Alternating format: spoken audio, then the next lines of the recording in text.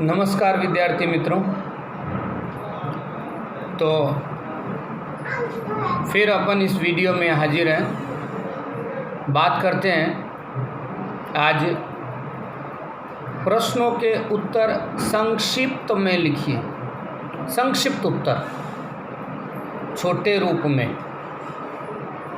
तो उसमें पहला प्रश्न है, संचालन के उच्च स्तर पर किए जाने वाले दो कार्य बताओ। कोई भी दो कार्य, मैंने आपको बहुत सारे कार्य बताए थे, तो उसमें से कोई भी दो कार्य आप बता सकते हो। जैसे मैं आपको फिलहाल दो कार्य बताता हूँ। मुख्य और गौण उद्देश्य को निश्चित करना, ये पहला, और दूसरा ट्रस्टी के रूप में कार्य करना। ये दो काम है। दूसरा प्रश्न है, संचालन से समाज को क्या लाभ मिलता है या क्या लाभ प्राप्त होता है। तो समाज में संचालन से समाज को क्या लाभ प्राप्त होता है। तो संचालन से समाज के साधनों का उपयोग करके समाज में स्थित लोगों के हित में अपनी कामगिरी करते हैं। धंधे की सफलता समाज की समृद्धि एवं सुख में वृद्धि करती है और धंधाकीय इकाइयाँ विविध प्रकार की वस्तुएं और सेवाओं को कम लागत पर उत्पादन करते हैं। योग्य संचालन द्वारा समाज को उचित मूल्य पर प्रदान करती है, जिसके फलस्वरूप समग्र समाज का कल्याण होता है। तो ये मैंने अभी आपको बताया कि संचालन से समाज को क्या लाभ प्राप्त होता है। इसको एक बार वापस पुनरावर्तन कर देता हूँ। समाज के साधनों का उपयोग लोगों के हित में होता है।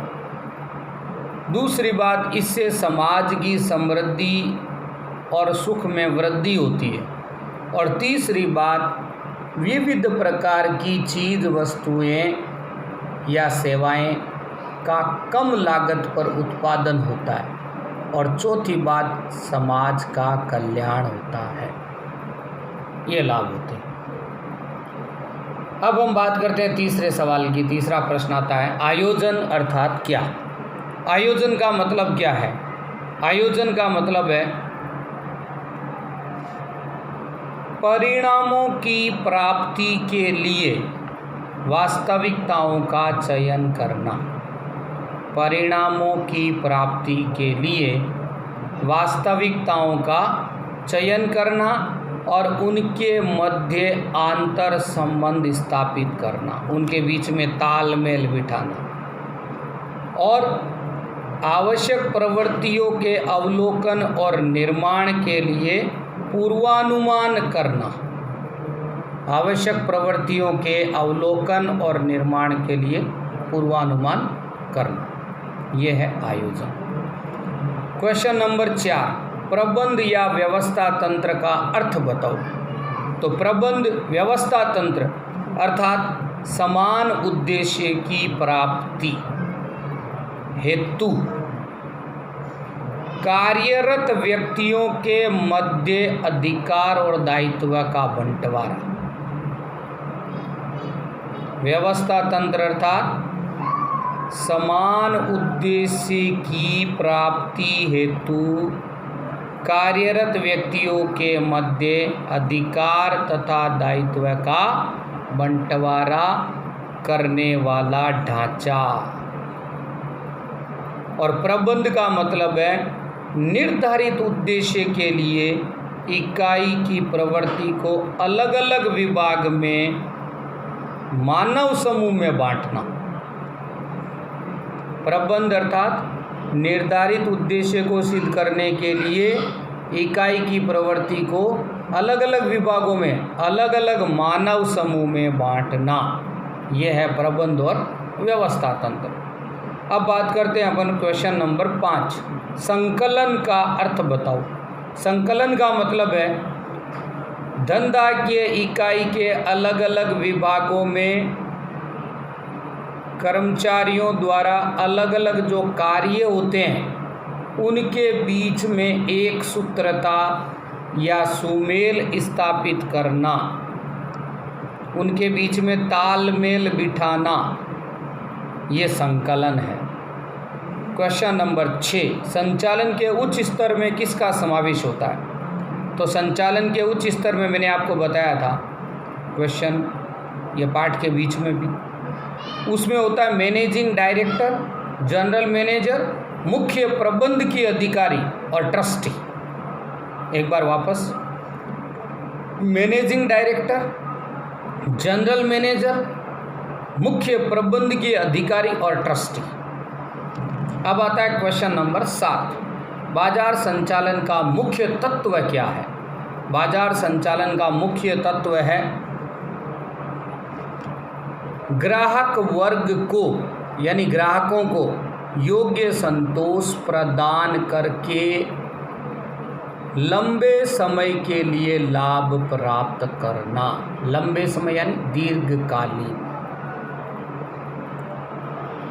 अगला क्वेश्चन आता है 8वां, मूल्य संबंधी निर्णय में कौन सी बातों का समावेश होता है? तो इसमें विक्रय नीति, साख नीति, बट्टा नीति, थोकबंद, फुटकर विक्रय, मध्यस्थियों का कमीशन, ये सारी बातों का समावेश मूल्य संबंधी निर्णय में होता है। और लास्ट क्वेश्चन है, कर्मचारी व्यवस्था अर्थात क्या?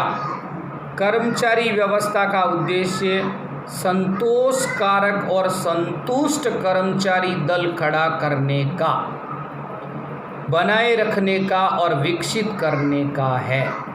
जहाँ इकाई होती है यानी जहाँ व्यावसायिक इकाइयाँ होती है वहाँ कर्मचारी होते हैं। कर्मचारियों के बिना की व्यावसायिक इकाई आत्मा बिना अस्थि कंकाल जैसा है। किसी भी इकाई की प्रवृत्ति का अंतिम आधार कर्मचारियों पर होता है। कहने का मतलब है बिना कर्मचारी के कोई भी कार्य का पूरा नहीं हो सकता है।